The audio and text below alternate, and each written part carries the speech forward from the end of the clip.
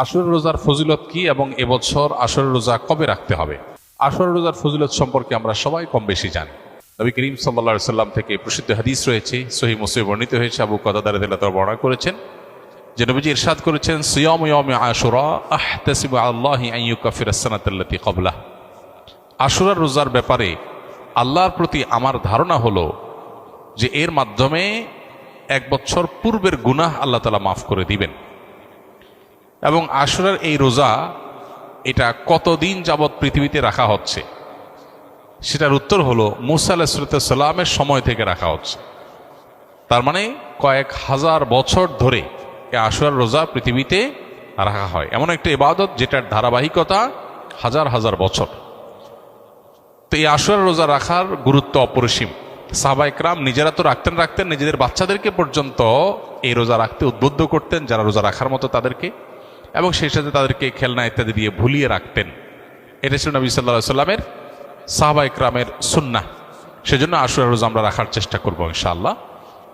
এই বছর আশুরা রোজা আমরা কখন রাখব সেটার উত্তর হলো, আজ বাংলাদেশে এবং এ অঞ্চলে যেহেতু একদিন পরে চাঁদ দেখা যায় মিডিল ইস্টের তুলনায়, সো আমাদের এখানে আজ ৮ই মুহররম। ৮ই মুহররম যেহেতু আজকে সন্ধ্যার পর অর্থাৎ শুক্রবার সন্ধ্যার পরেই ৯ই মুহররম শুরু হয়ে যাবে। আর আশুরা রোজার মধ্যে সবচেয়ে উত্তম হলো ৯ এবং ১০ই মুহররম রোজা রাখা। ১০ই মুহররম আশুরার দিন, আশুরা মানেই হলো মুহররমের ১০ তারিখ বা ১০ম দিন, অতএব সেটা তো আছেই। সেটা আগামী রোববার মুহররমের ১০ তারিখ হবে। শনিবার দিবাগত রাতে সারিখে আমরা মূল রোজা আশুরা রোজাটা রাখবো ইনশাআল্লাহ। আর সাথে ৯ তারিখকে প্লাস করে রোজা রাখলে সেক্ষেত্রে আজকে দিবাগত রাতে আমাদেরকে সারি খেয়ে আগামীকালকে শনিবার রোজা রাখতে হবে, অর্থাৎ ৯ এবং ১০। তাহলে শুক্রবার দিবাগত রাত, আজ শুক্রবার দিবাগত রাতে আমরা সারি খেয়ে কালকে রোজা রাখবো ইনশাআল্লাহ। আবার আগামীকাল দিবাগত রাতে সারি খেয়ে তারপরের দিন রোজা রাখবো।